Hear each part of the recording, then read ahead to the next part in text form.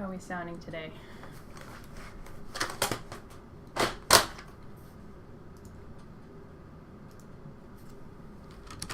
And we love. Let's make a game.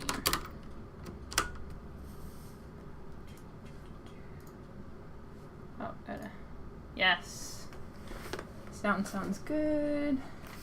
So there's a little more light in here.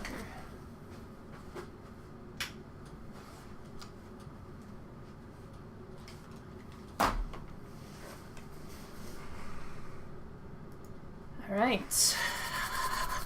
I'm excited. Just gonna check and see if we have any words here to start. Dinosaur. Oh my gosh. So there's a lot of dinosaur stuff happening on Twitter right now. I'm not sure if you have seen all this great dinosaur stuff. Papa's new bag. Hello. Great to see you here. Alright. I'm actually going to do one more thing for the sound. I'll be back in a second. Hold tight.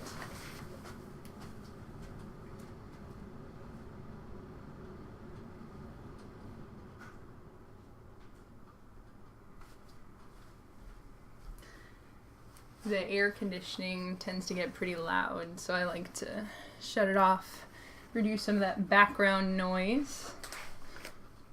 So yeah, we are going to come up with a board game design concept today.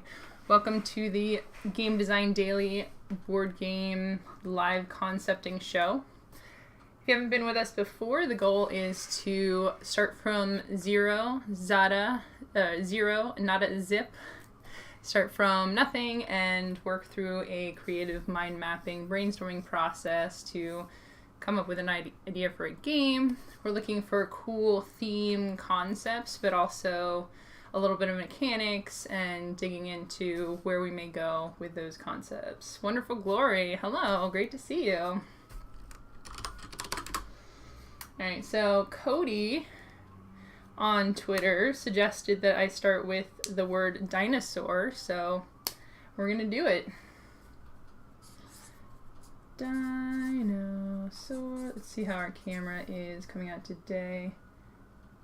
We got the new light here, which is super helpful, and my notebook's coming out a lot brighter now. Go to maximum light with that.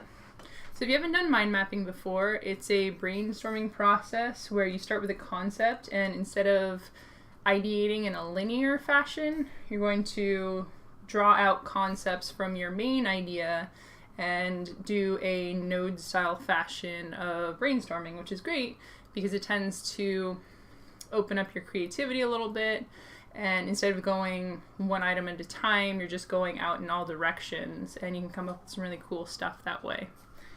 I like to do this because I'm trying to come up with really creative, unique ideas for games. You know, you could just say like, oh, I'm going to make a game about dinosaurs where they lay eggs and you have to collect the eggs, which would probably be a pretty cool game. And then hatch the eggs. I've been playing a lot of Merged Dragons lately. Don't check it out. It's terrifying and very addictive. But collecting dinosaur eggs, that could be a game, right? But what we're going to try and do is push the boundaries of creativity a little bit and see what we can come up with. Hey, Senior Bob. Great to see you again. Oh, notebook is showing upside down. Right. Because I had to fix my camera. Luckily, that's a easy fix. Just rotate this 180 degrees. That's so funny. Before I realized I could rotate my desk camera, I was practicing writing upside down, and then Phil came in, he's like, you know, you can just rotate the camera. I'm like, I know that now. So I did that instead, but I was going to just get really good at writing upside down, but that should be showing up a little bit better for everyone today. Hello, hello. All right, so we have our core concept of dinosaur here. And keep this light and flowy. The idea is just to open up the channels of inspiration and write whatever comes to mind. Eggs, We were talking about eggs. Dinosaurs lay eggs. So I had eggs for lunch. Soft-boiled eggs. It was very tasty. Soft-boiled. Soft-boiled eggs lunch. Soft-boiled eggs are a little bit runny. And again, if you're just tuning in right now and start seeing me writing these random words in my notebook, you might think, how am I going to come up with a game idea from the word runny? But you'd be surprised the kinds of inspirations that can happen if you let your ideas flow. So I really like this process for just coming up with things that I wouldn't come up with otherwise. Bones. Been talking a lot on Twitter, seeing people post about archaeology games. I know Sean had some cool stuff that he was talking about. Archaeology. Spelling, not important. Don't get too caught up on little details here. Dig. Shovel.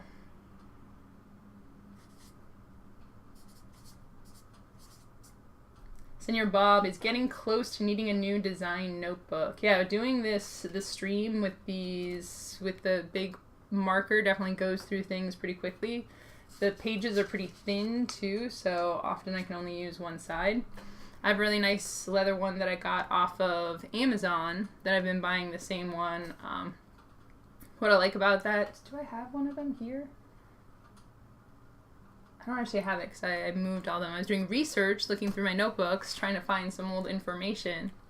What I like about it is kind of flexible, durable, throw it in your bag. I think when it's getting a notebook, it's important to have something that will encourage you to take it everywhere. And something that you like, too. If you're not excited about your notebook, I think it's a little harder to be excited about the design process. Dinosaurs, there's a lot of stuff that comes to mind when I think of dinosaurs. Scales or feathers. You know, they've been talking a lot recently. I want to say recently, but by recently I mean since I left grade school, I guess. Like, feathered dinosaurs were the big thing recently. And then, was it dinosaurs that honk or something? There's something about dinosaur noises where it's like you imagine the original dinosaurs roaring, and now they're saying that maybe they like made more bird-like noises, which I think would be really cool. And I find it really funny that people are so against the dinosaur, the nerfing of the dinosaurs. Like, oh, it's this giant scaled terror monster. It's like, actually it's this thing with feathers that squeaks. Makes a little squeaking noise, which I really like. This idea of this intimidating thing. It's not exactly like we expected. Hello, Gen Con TV. Great to see you. They honk now. That's dinosaur noises need to go on the page. Yeah, we're talking about it here, but I need to write this down. Noises honk. Roar. Okay, I don't want to sidetrack too much here, but I think it's important that we resolve this dinosaur sounds debate. What sounds did dinosaurs make? Is there like a news section? Yeah, I'm not seeing a lot about it online right now, but if anyone wants to do some research while I'm doing this brainstorming here, I think the world really needs to know what kind of noises dinosaurs actually made. And we're not going to know, right? Like, we keep coming up with new research for these kinds of things, but it's almost impossible to know for sure.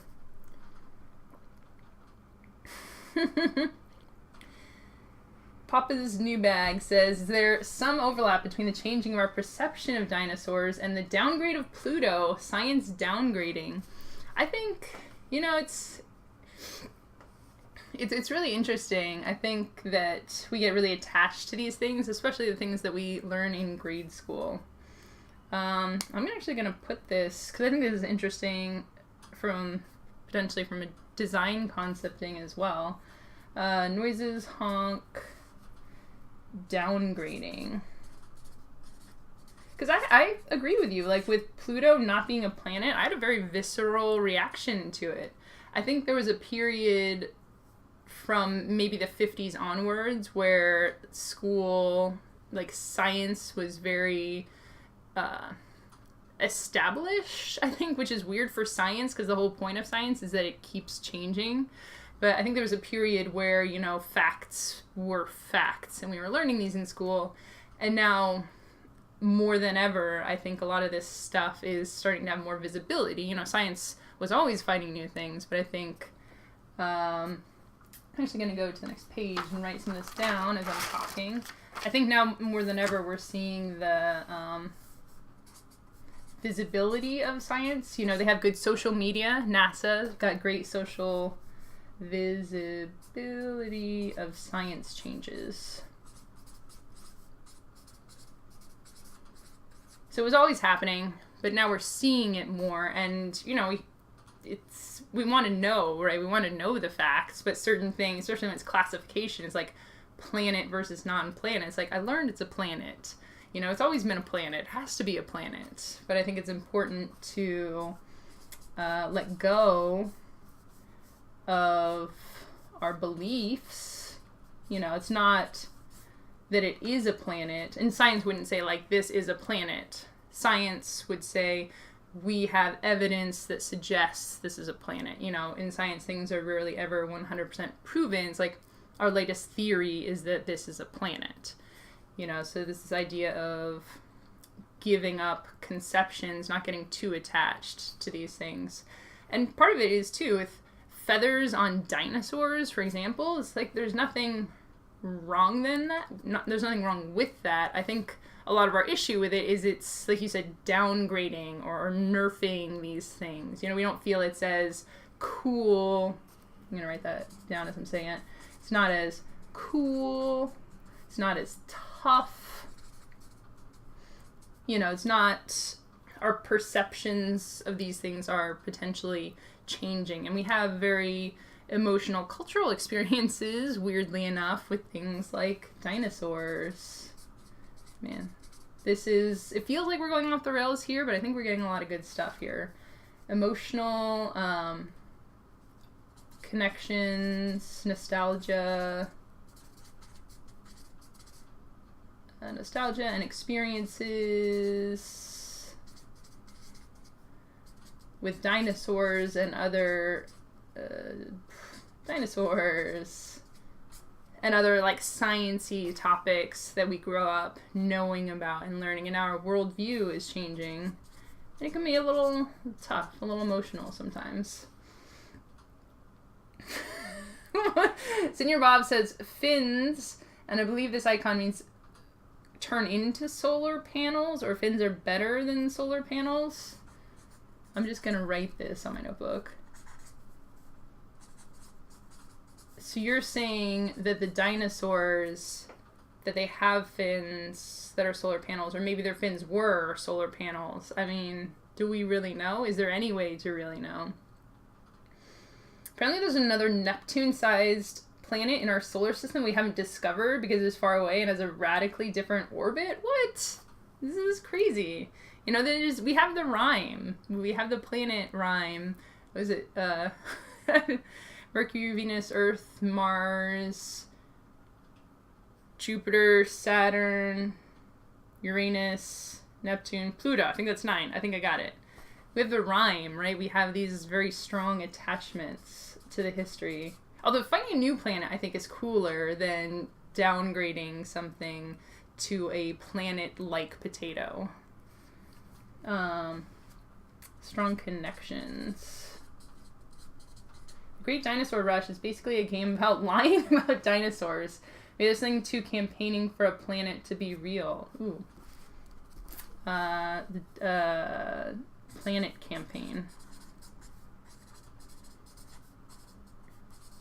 Yeah, we have a lot of cool things. Let's tap back into our starting mind map for just a second. We have some stuff about eggs here, archaeology, and then this noises, feathers thing, and what really is what is the platonic ideal of a dinosaur? What is the conception of a dinosaur? I really hope Phil sees this because we have a strong attachment to dinosaurs, as do many people. He's going to be very entertained by this. Platonic ideal of a dinosaur. Politics of science. Wow, that sounds deep. Emotions of science. Attachments, campaigning.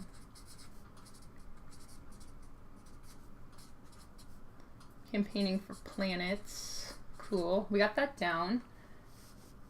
Game about lying about dinosaurs. I'm interested. Who's to say Stegosauri? Probably not. Wasn't solar powered. See, and here we're getting into the, I guess, pseudoscience, maybe? I'm just going to write that down. It's a cool word. Pseudoscience. Pseudoscience. What is science? And what exactly does science mean? What, like these research things, you could say, it was anything because we don't really know. And then science would be like, well, we kind of probably know most of this stuff. You'd say, well, we don't really know. So there's an interesting play in that area. Play. Space between, I'm going to put truth in quotation marks here. Between truth, reality, and desire.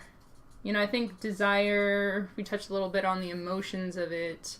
Desire, nostalgia, attachment, all of these are forces that are behind a lot of this stuff and what we want things to be. What do I want a dinosaur to be, and why do I want a dinosaur to be that way? Well, I want a dinosaur to be this way because I grew up with it like that. It's like, well, does that mean that I'm not open to change, that I'm resistant to change? Well, I want to be open to change, but I also I want a dinosaur to be a dinosaur. So, there's a tricky the tension there. Open to change. Tension between change and nostalgia, I guess. Tension, change, and nostalgia. There's a lot of pretty intense stuff here. It's funny, the brainstorms tend to get a little bit emotionally intense. Last week we did someone else's stuff, where you had a 50s style desk with a lifting open lid where people were trying to figure out what happened to the student who had the desk before you, or potentially using the desk to transmit secret messages to each other. It's pretty cool stuff. See here. Yeah, and if I haven't said already, who is to say the Stegosaurus wasn't solar powered? I mean, I'm not going to be the person to say that. Sciences isn't about why. It's about why not. Oh man. I hope there's no scientists in the chat right now because they're just going to be like, oh gosh, why couldn't dinosaurs be solar powered, huh? Maybe the solar power is just the solar panels dissolved. They didn't get preserved because they were made of a glass-like substrate. That's a good one. I'm going to write that down. Scientific conclusions can be influenced by preconceptions. I'm going to get over to my brainstorm doc because that's kind of a long sentence. Who's to say... I'm going to say this one. Scientific conclusions can be influenced by preconceptions. And I think that's an important thing to dig into a little bit here, because science, like the technique of science is pretty hard. It's not hard as in difficult, but like hard and fast. It's a very good, very rigorous technique, right? We do experiments, we gather data, we do research, we try to get our answers verified or corroborated by other groups. It's a very rigorous process, but even within each of those stages, there's interpretation. Data doesn't exist in a vacuum. Data is interpreted.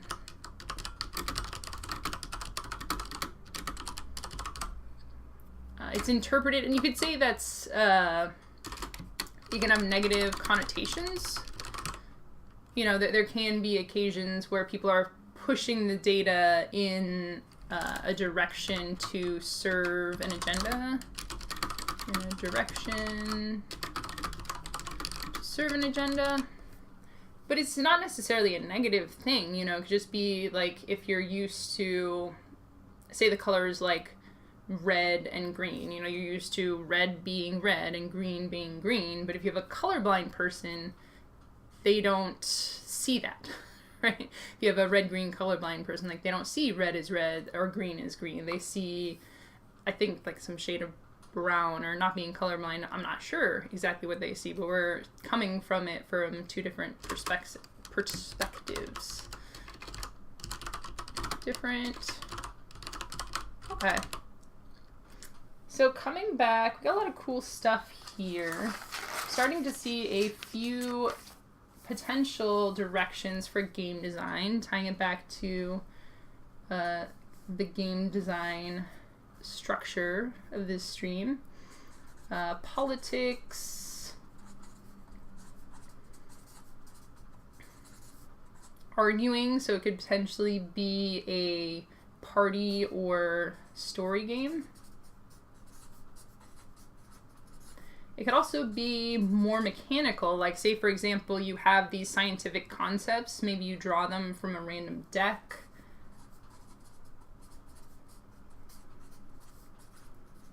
Concepts, and it could be real world stuff that is up for debate. Not necessarily up for debate, but anything where if you ask two different people about it, they might have different views. Sidebar.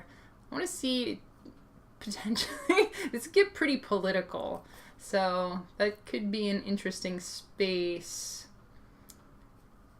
And depending on where you want to go, right? Again, all of this whole brainstorm thing is about branches. You could have a more political version of the game where it's about arguing real world stuff,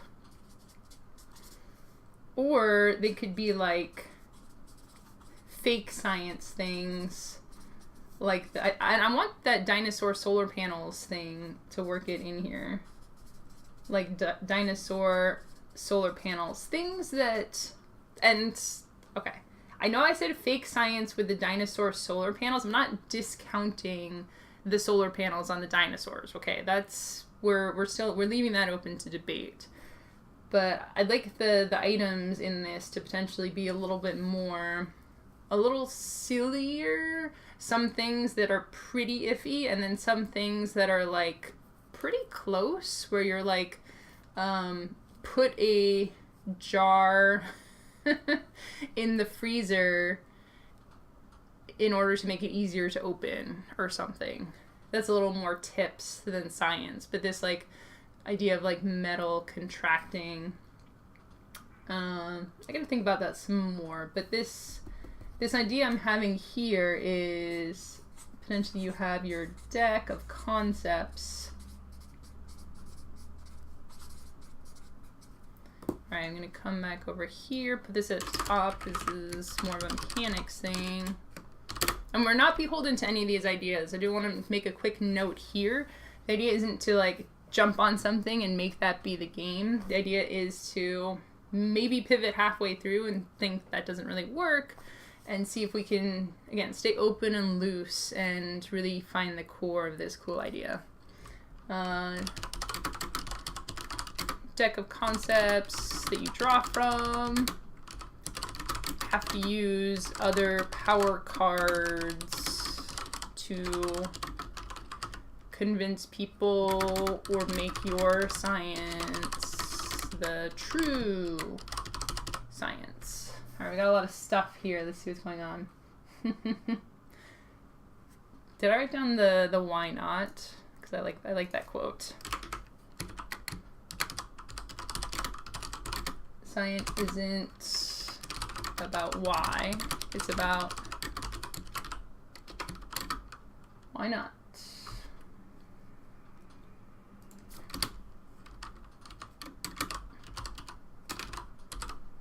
I'm going to write people down here because I don't want to forget who said what. Wonderful Glory. All right, what other? We got all sorts of good stuff here. Oh, cool. Yeah. A little bit about process. Papa's new bag says that I have a notebook, analog, and a Google Doc, digital. What's the process breakdown between the two? I like the notebook a lot for free form drawing. I like to, I just put pen all over myself. I like to go back and forth between drawing and writing, and I don't have a Wacom or anything to easily be able to draw into my Google Doc. So I like the flexibility to bounce back and forth between the two. Some things I'm actually going to, because I have everything from all the previous shows back here. Cool. Like when we're doing the idea about the fashion dress up and getting people dressed up the most fashionable but not too pretentious. I got to draw a lot of cool pictures in my notebook for that. And if I'm thinking about grids and stuff, it can help the ideating process. What I like about the digital doc is it's a more easily referenced format. I have tons of notebooks and it can be a little tricky to go back in history and find the information I'm looking for. Another great thing that I really, really like is this becomes the basis of my rules. So it just makes it so much easier to hop in and delve into a game. I also do so many different games and so many different prototypes that sometimes I make something and just write down the rules in my notebook and lose that and forget how to play the game or what was cool about it. So I really like having both of those things here. All right, so we have build evidence to support your claims.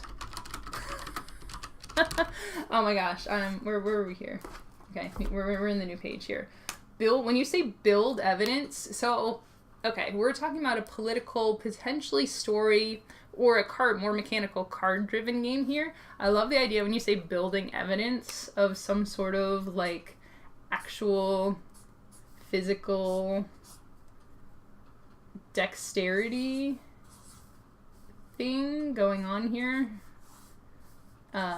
Dexterity stacking. See, that was a crazy idea.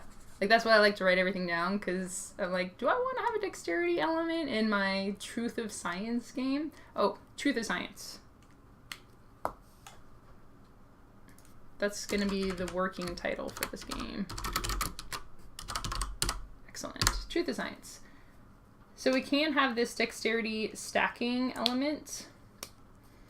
I'm not sure if I necessarily want it. I like stacking things. It could be cool to have a physicality element, but it could potentially be when you're building your evidence, it could be more tableau, right?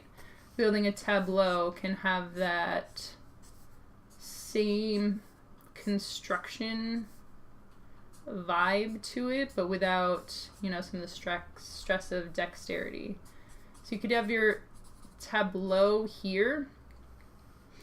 I've been having a concept of a game very vague in my mind that's you're laying things out and there's a method to the madness, but there's things like, you know, this, let's zoom into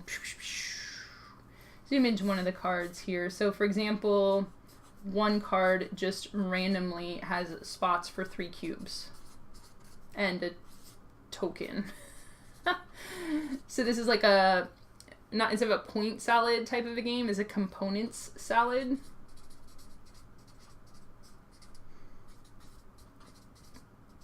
And I love the arbitrary nature of that, right? Just kind of arbitrary. Well, this one, you need to have some little tree figures, and this one you need the dinosaur meeple. And you're having collecting the cards and then a physical item set collection. Now that's like way out there, but I don't know. Could be something there. Cards, components, salad,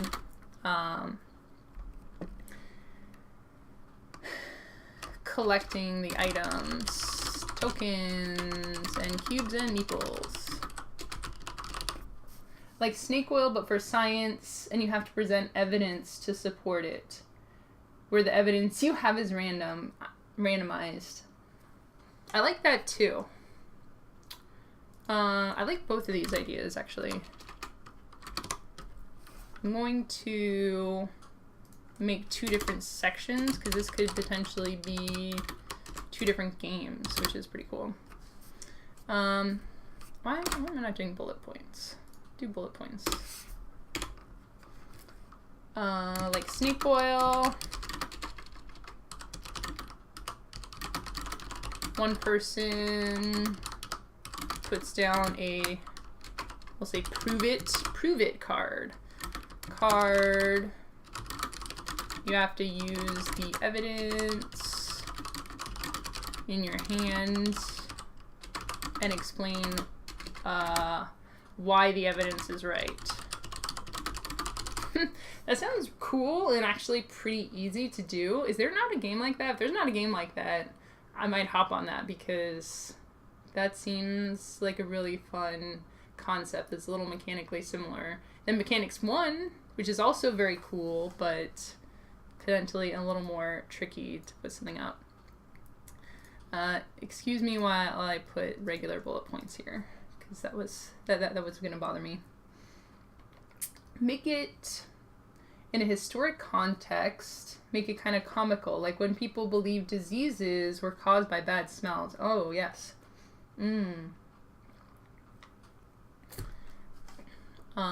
Science through the ages.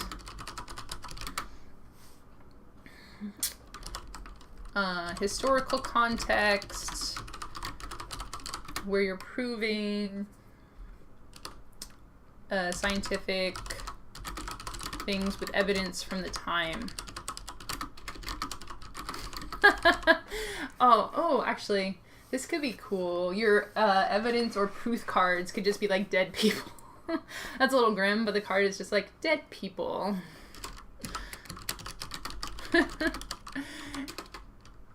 Dead people card.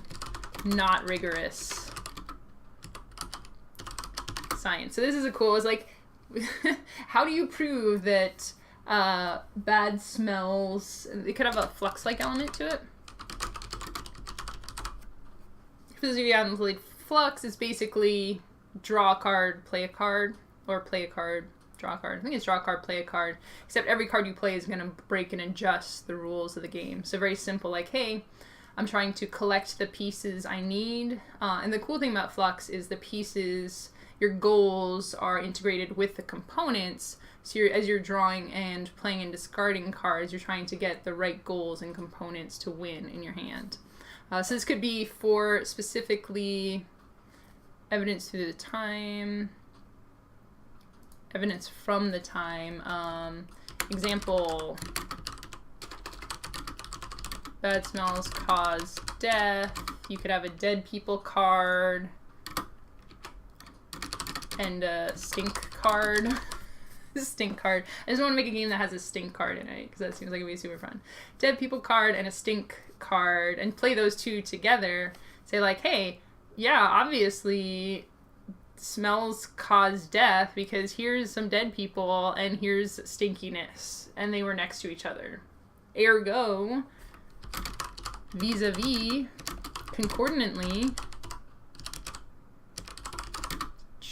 Did I spell that right? I don't think I spelled that right. Google, help me. Thank you. Lizards are basically solar powered. Maybe dinosaurs just leveled up with real solar panels. I mean, this is the real hard-hitting science here. Lizards need the sun to stay active. If they have no sun, they won't move, so the scales are technically solar panels? Sure, we'll go with it. Concept stacking. It's a known fact that true ideas will physically balance. Ooh. So which one? I'm going to put this in the snake oil section. Those are related ideas. It could be two different sections.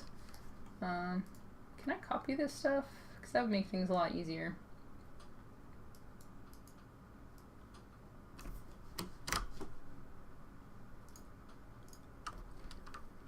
So is this...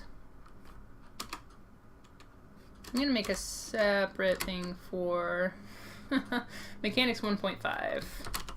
Enjoy as I organize my thoughts.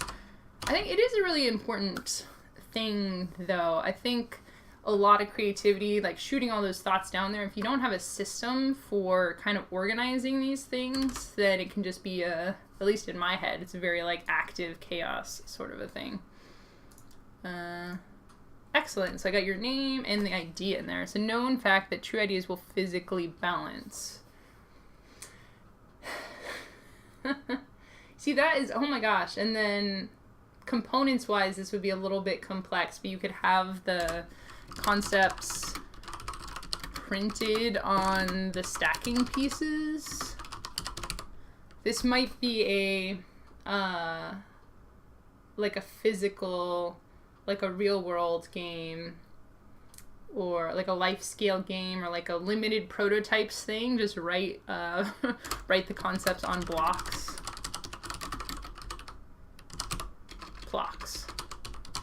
Wasn't that the test for witches? Papa's new bag says, do they float? Yeah, it's catch-22, right? Like, if they float, they're a witch. If they sink, they're not a witch, but they're dead. Oops. Oops. Yeah, there's a lot of similar variants of that kind of thing. Fun employed for using your cards to say why you'd be good for a career. Snake oil for selling the things that are in your hand. Super fight, red flags for like a dating or a superhero one. I mean, Cards Against Humanity is kind of like the basic that a lot of those came from. People keep making them and keep buying them though. So from a product standpoint, I think it could be something cool there. I like the idea of taking this story judge element and mixing it up a little bit. Like I played a judge element game at Gamma, where instead of there being one judge who, you know, picked from among all the different options, each round everyone had little gems that they could all put on to like their favorite thing. So each round, and you couldn't put one on your own. Each round everybody is judging something. So I like this idea. Man, this is like 5 ideas now, which is great. Sometimes everything narrows into one, but there's so much rich stuff here. I'm really excited.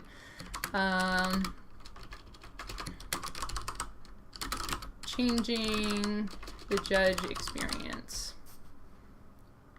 So this is Mechanics C, because I just am going to make it completely... I'm making it easy to read and remember, but also not. So this is like 3.5 games right now, which is super cool. Concept, snake oil, then like a flux type of a style of a game.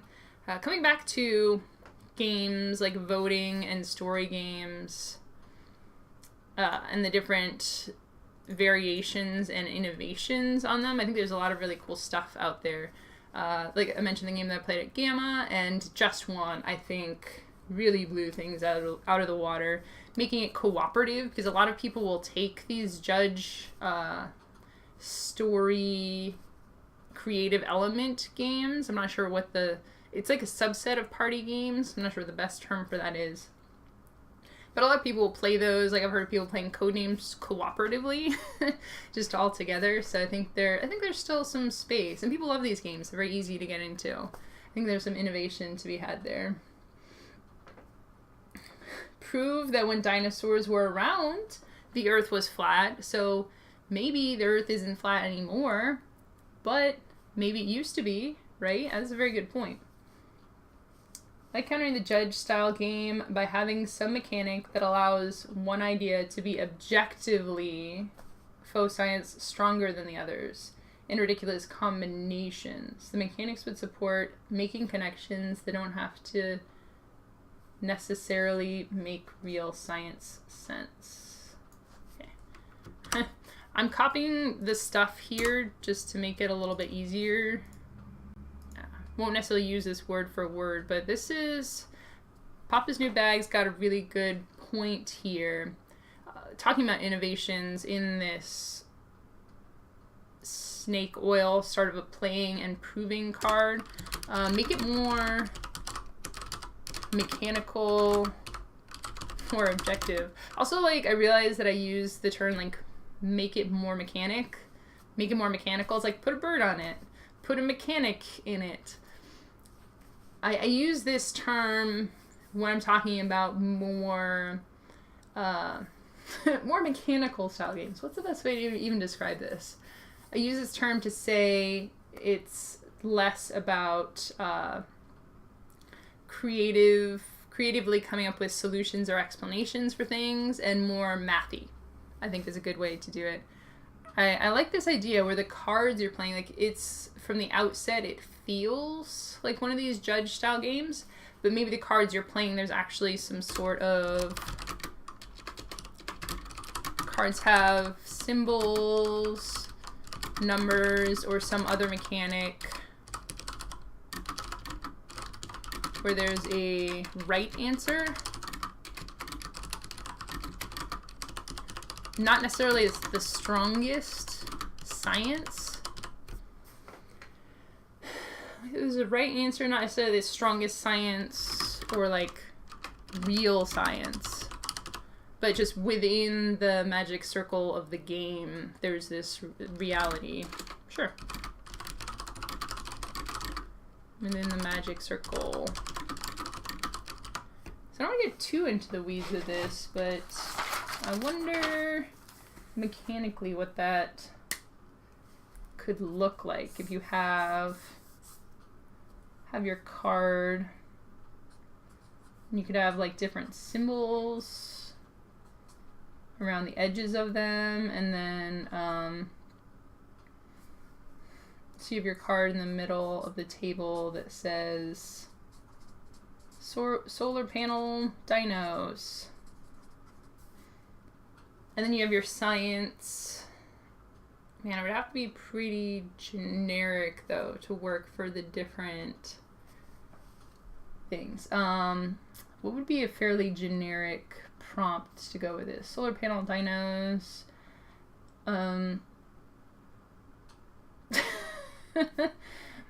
Fossilization is imperfect. My card is too small. That's okay.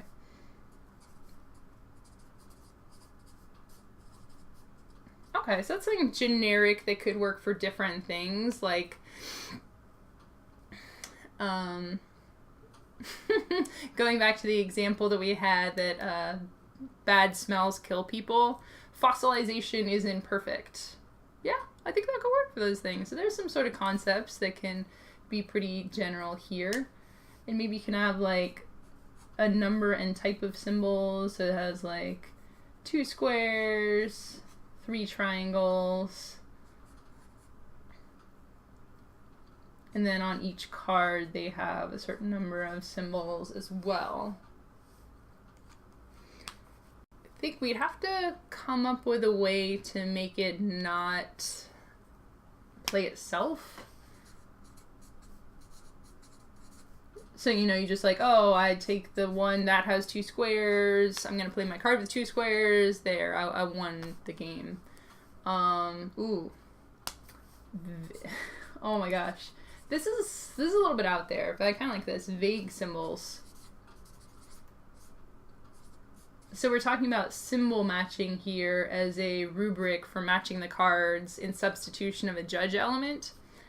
And it makes me think of the digital space team, which if you haven't checked out, you should definitely check it out, because I feel like it's super fun, first of all, and I feel like it keeps coming back. It's one of those games that did a lot of really cool stuff and a lot of different stuff, but it's still very accessible. So it keeps coming back into my brain as a ticking back in there and making different ideas happen. Anyways, why I'm thinking about Digital Space Team right now is because you each play on your phones, and you're seeing different symbols and things pop up, but it's not like $sign is like a very recognizable symbol. It will be like trident, kind of, but with a bunch of squares along the bottom. And you have to communicate this stuff because you can't look at other people's screens. So you're like, I'll see this symbol flash, and then someone else has to click that on their phone. So like the thing with the squares and the trident kind of looking thing.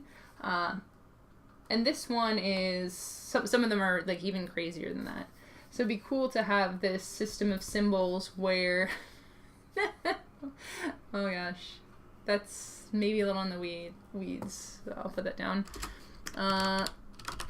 System of symbols where there's the interpretation is not in judging your science or arguing about it, but judging why your symbol matches.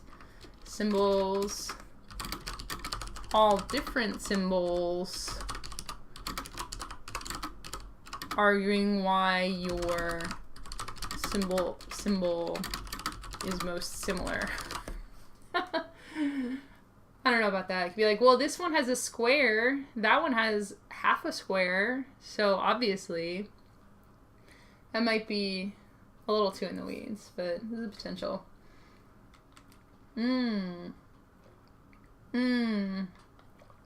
Yes, Tetronymos. I like that. It's really good.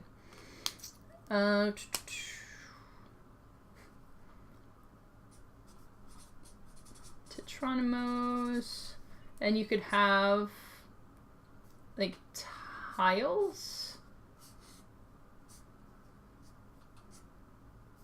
And maybe could be a tile drafting. Alright, so this is back into our building. I think this is gonna be mechanics 1.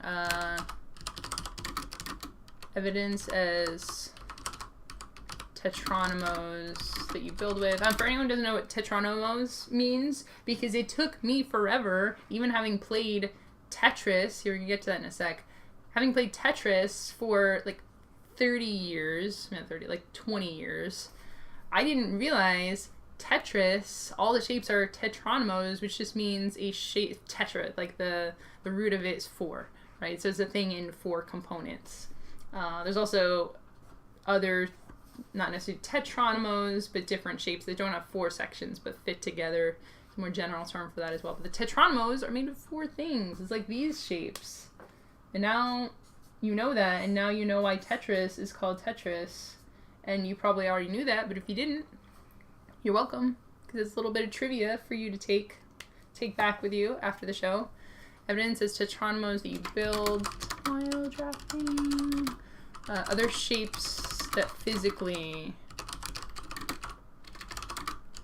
fit together. Ooh, the other game that does this really well is oh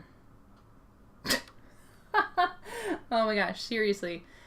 Monolith. That's not the Unearth. Jeez, I totally blanked there for a second. Unearth, where they have the hexes. You have the generic hexes that fit around, and once you make 6 of them in a circle, you can put one in the middle to get a mechanical advantage. Shapes physically fit together. Cool. All right. So we got some good stuff here. We got like 3, maybe 4 different concepts, and a lot of them we have the symbols one, like the flux style game. A lot of these have some pretty solid mechanics to them, which is exciting. Some of the concepts that come up in the stream have been a little more thematic,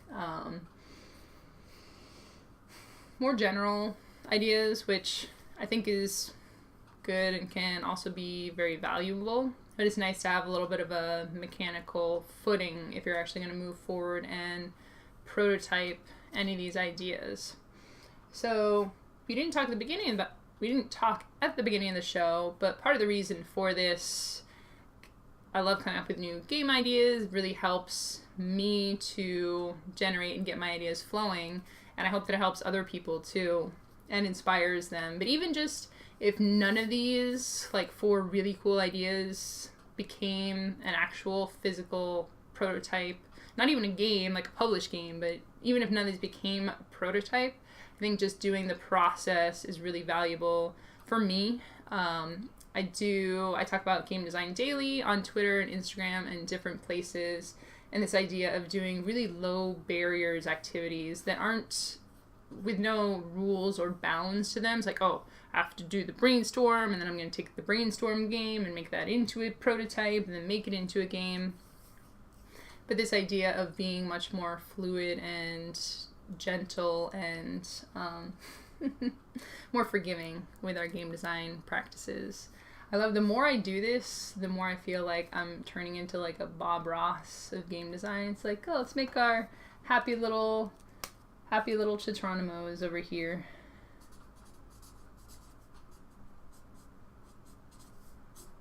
Happy, because I really want to encourage people to design more games, and even more than that, just to like do these design activities, because it's supposed to be fun. Like doing this with you, thank you all for joining me, it's super fun and really enjoyable, and I hope you're enjoying it as well.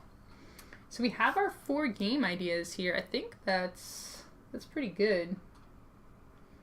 Concepting physically. So usually what I started doing is just coming up with the concepting for the first hour, and now I've been moving on to prototyping for the second hour. Probably not going to be quite an hour today because I have to do a call a little bit later. So going to see how much I can get done, but I think these are in a good place. I'm really excited about having these. What I like to do is have a little bit of time to think about the prototypes before I dive right into them. I can set things up and make it go a little more smoothly than going straight from concepts to prototypes. So the one I'm going to be prototyping today is what we worked on last week was someone else's stuff.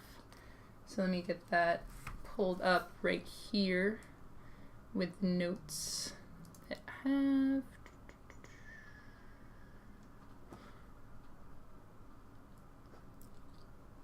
Alright. Where is my stuff? Recent. I have so many pictures and stuff. Cross-cultural communication. I think we have it is game stream brainstorm. Alright, last week would have been the 9th.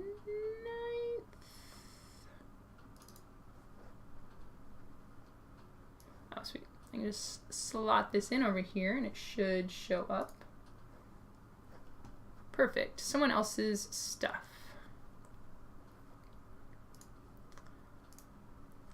I'm going to copy this over.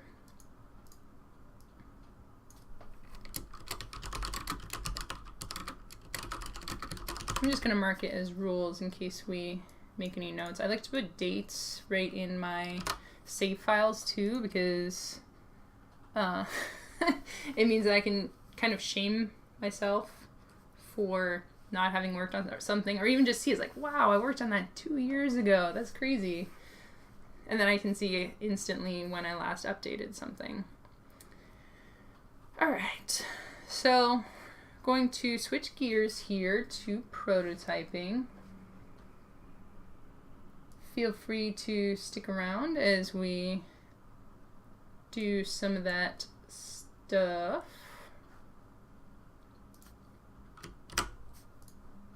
I'm going to make a quick note about this. And now we're prototyping. So what's really cool about the prototyping versus the ideating, and why I'm excited to do a little more streaming about both, is a very different process. The ideating is very fun, very loose, very conversational. You know, we're throwing out ideas. I think a lot of game designers really like that part. I really love just sitting around people, kind of BSing ideas, coming up with stuff. You know, I could just sit here as as I do and talk for hours. Like, oh, what do I see? There's like a building. What if it's a game about buildings, but they're in space on the moon, and you can build infinitely high, but there's an exponential cost, and you know, you can just like theory craft things pretty much endlessly.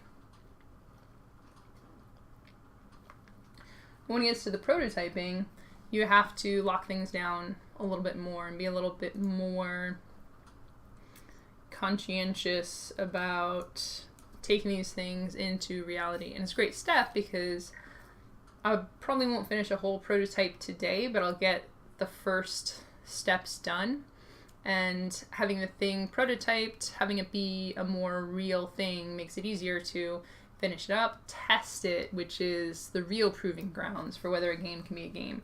We have, going back to our list for today, we have 3, maybe 4 or more concepts for really cool games, all of them that I'm really excited about.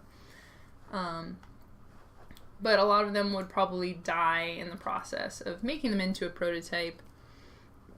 And that's the only way you can really know if it will survive, is if you take that time to buckle down and make it into a prototype. So, all right, on to someone else's stuff. Switch my thing over here. Oh, that was so smooth. I had some issues with my OBS and camera a little earlier. So I'm glad to see. I just like press the button and we're over here to our Photoshop window. Alright, be big. Cool. So let's go to the images I was looking at here. Do a little, move this over here so everyone can actually see it.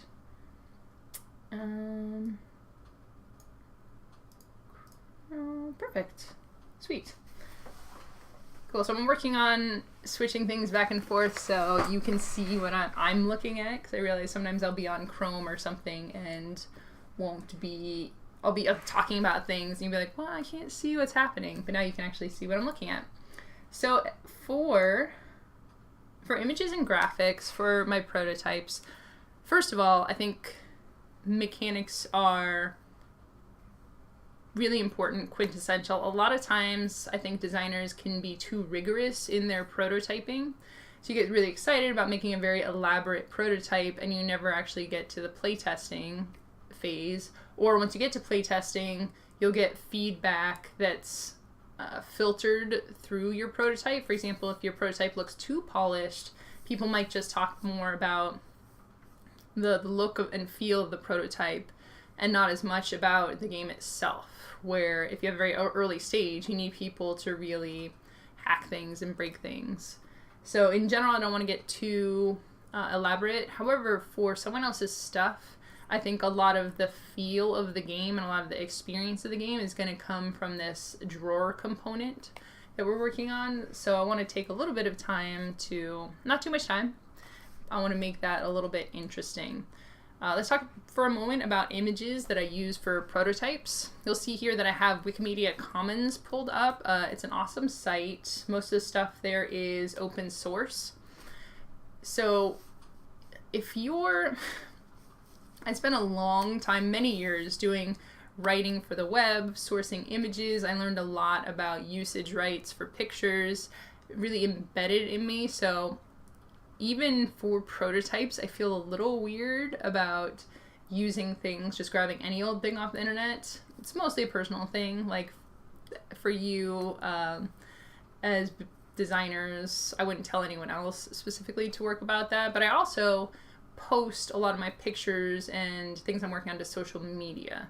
So I'd feel a little weird posting. And sometimes people think that the stuff I've done, like for artichokes, full disclosure, I bought clip art off of Etsy.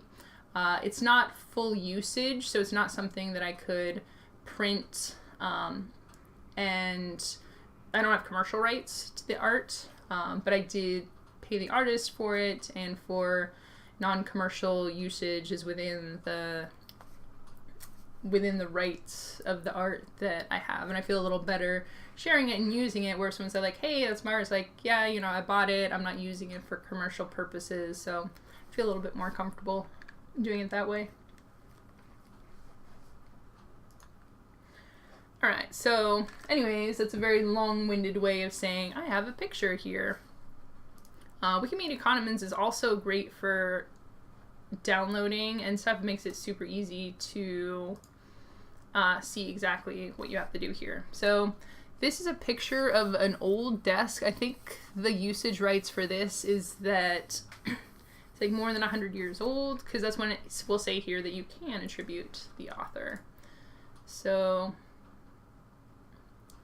I'm gonna go ahead and download that,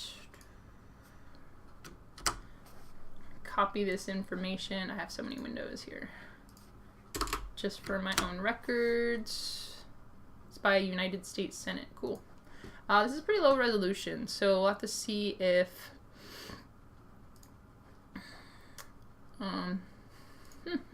little file maintenance stuff. I should probably put this photo somewhere. I have a habit of doing that, where I'll just like take the photos and just take them out of my downloads folder and be looking for it, be like, where is this? I know that it exists. Alright.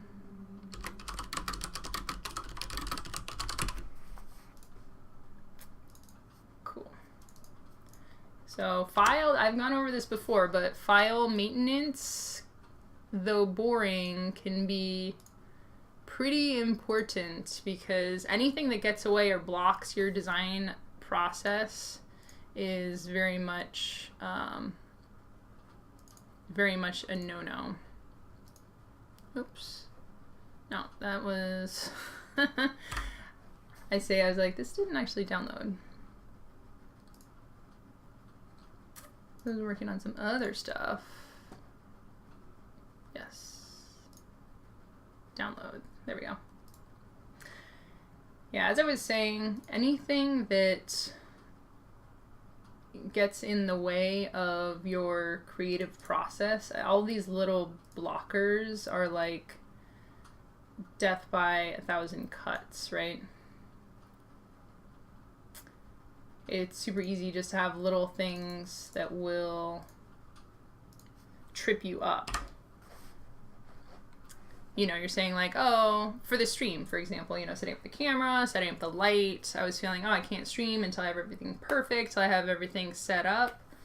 But it's very easy to let those blockers just stop you. Say like, oh, it's easier, I'm just gonna watch TV because it's too hard to get the things set up that I want to get set up.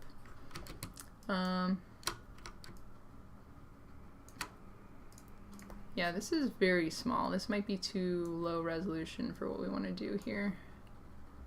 Let's see what it looks like when it...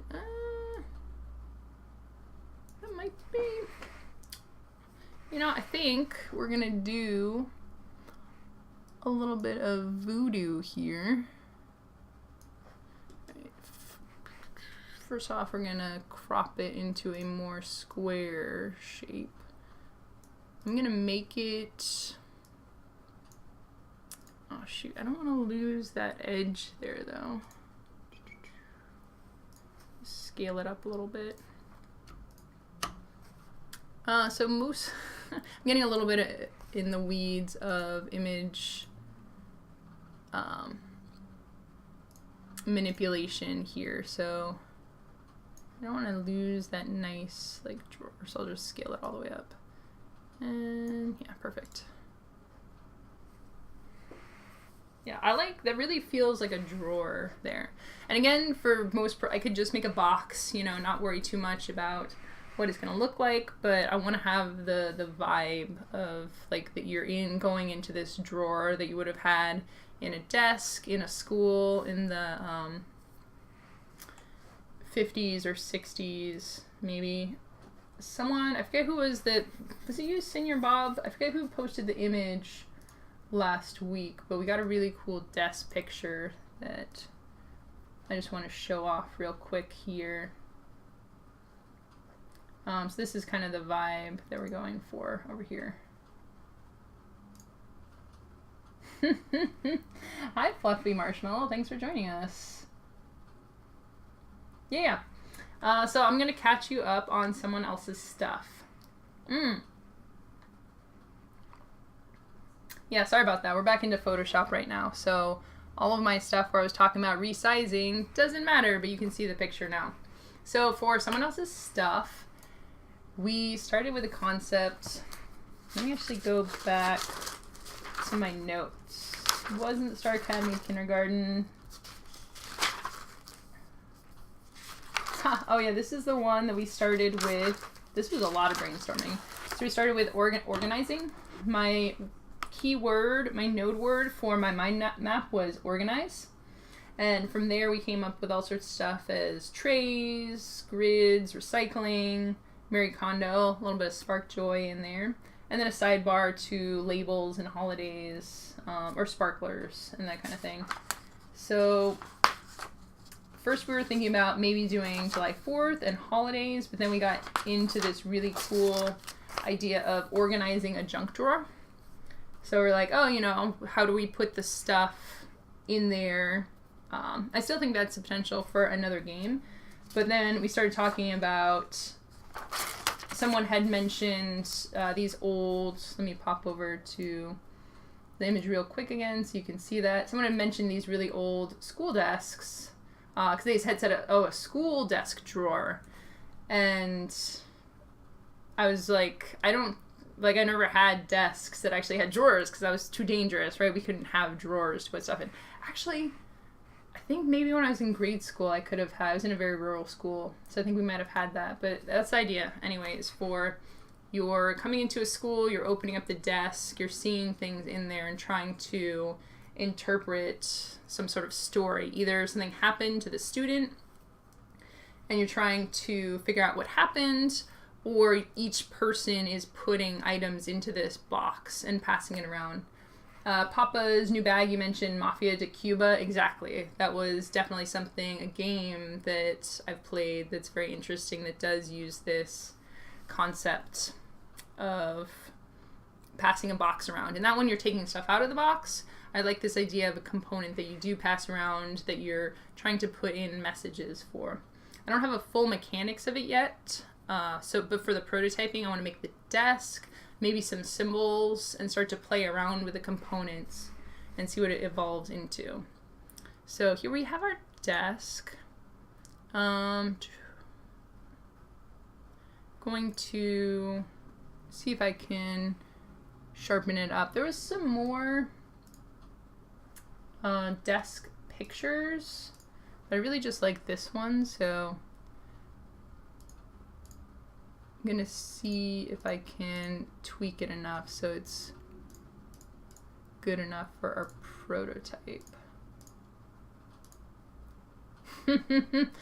Maximum rendering. Oh wow, okay, that's just taking a second to render.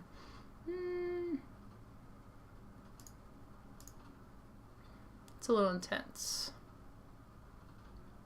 Not intense enough.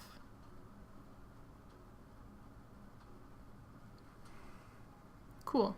I think that's good. That's good for a prototype. Alright, so we have here our desk that we are using to put stuff in. Desk drawer. Alright, so I want to put in some just like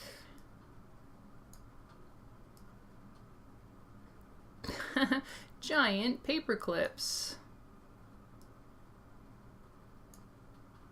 My idea was to have the desk and then just have some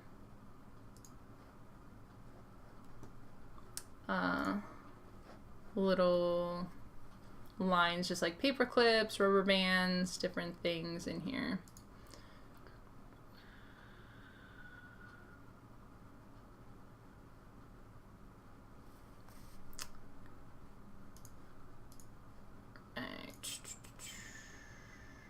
There's... I'm gonna take another image over here.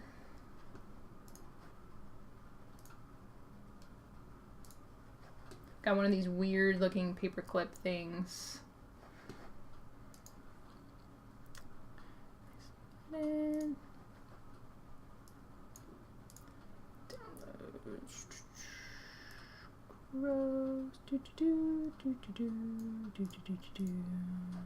That is a giant paperclip. Most huge. And it's one of these cool looking paper clips too.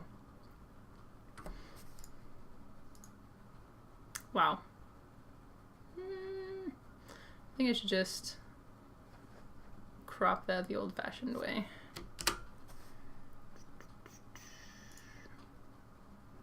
Right.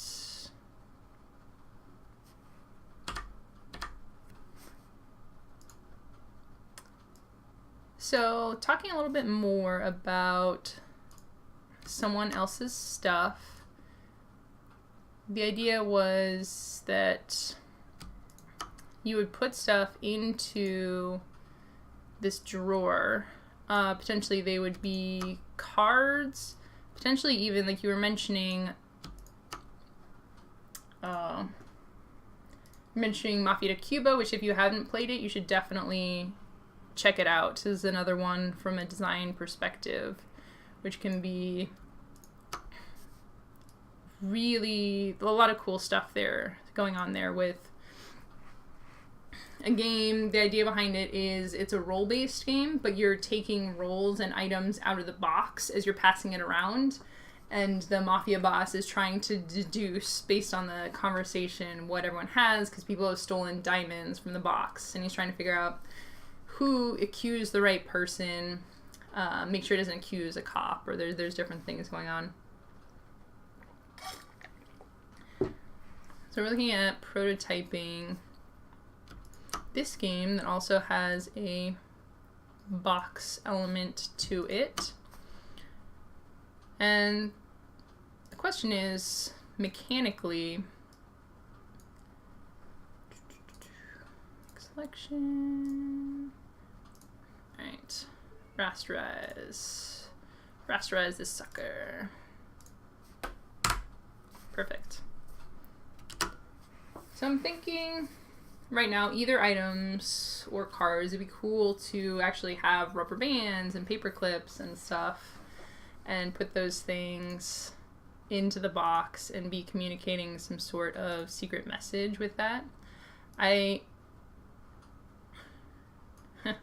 like the idea that, again, I don't know where this morbid streak comes from, but as with someone has died, having this idea of something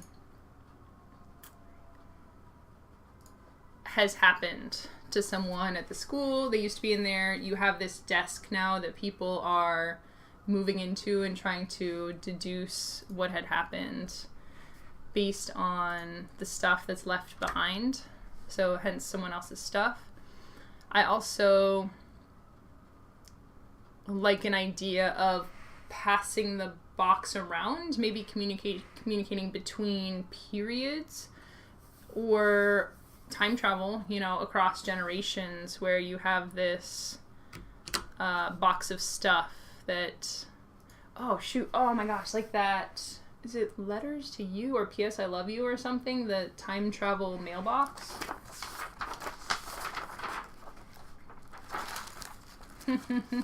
Time travel desk.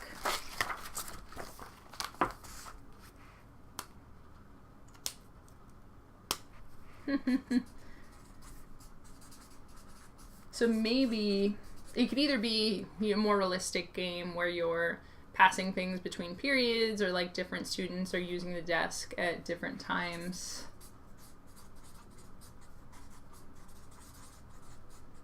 Or a time travel desk where you're putting things in there and stuff kind of appears and disappears over time based on what's happening. That could be pretty cool.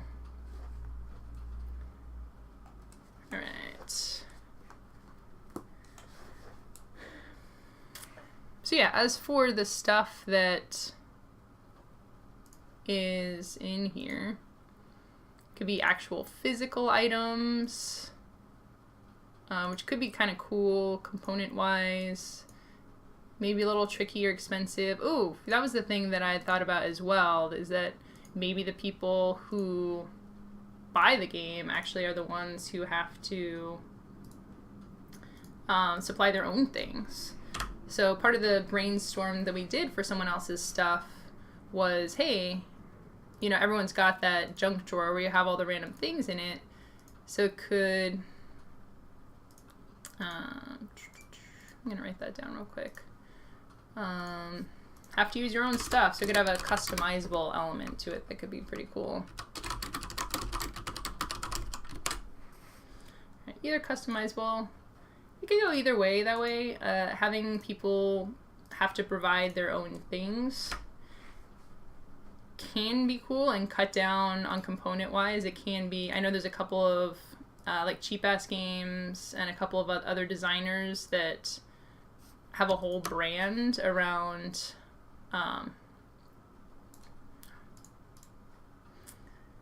around making games where you have the game file and people, or even some of the wallet games, the button shy wallet games. Some of those, there are pieces that you have to include, makes it easier to produce. Makes it, you can make your own game, which is pretty cool. All right, hook it up. I'm realizing doing some of this little more meticulous photoshopping that I need to work on my speed photoshopping skills.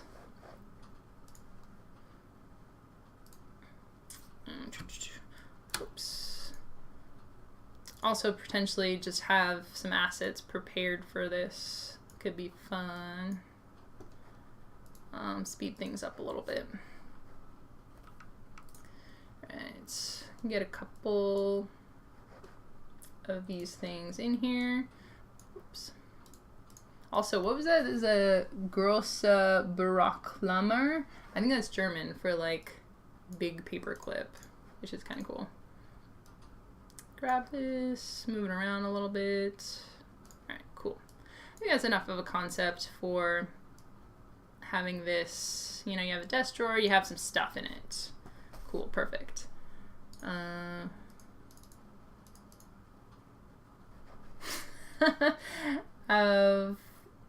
Have some cool stuff. Now I'm just gonna put some drop shadows on there because I know how to do that. And drop shadows instantly make it look like it's a thing in a desk. Look how cool that is. That's super fun. All right, cool. I'm going to print that off because it's just gonna be the inside of our desk box that we're going to create. Yeah, mini desk that you put together from laser cut pieces. No, I want this to be, yeah, landscape.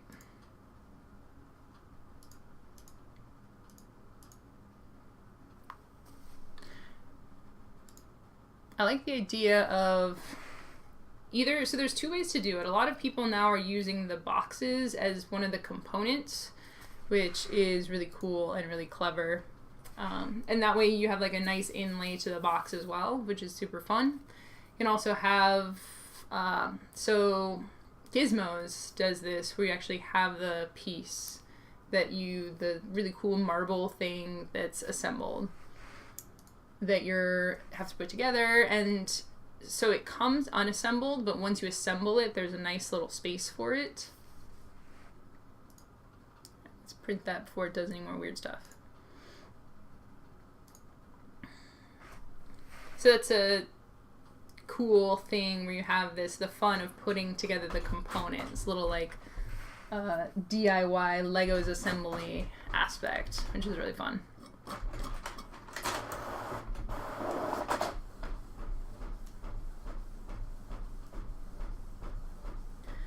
Alright, so I'm printing this off right now. I'm going to try something new and very excited. Might not work, so if it doesn't, we'll see. But my idea is to actually use my setup that I have for prototyping with my phone. I got a cool tripod and stuff, so I can see if I can put some of this stuff together physically, which is going to be really exciting.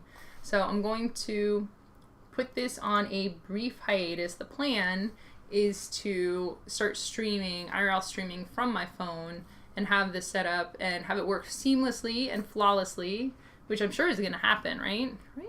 Right. So we're going to see, I'm going to put on a quick back soon screen, get everything set up, turn it on in a couple of minutes. Hopefully it will work. If not, I'll be back here, but yeah, should be able to show some construction for you. It should be super fun. Back in a second.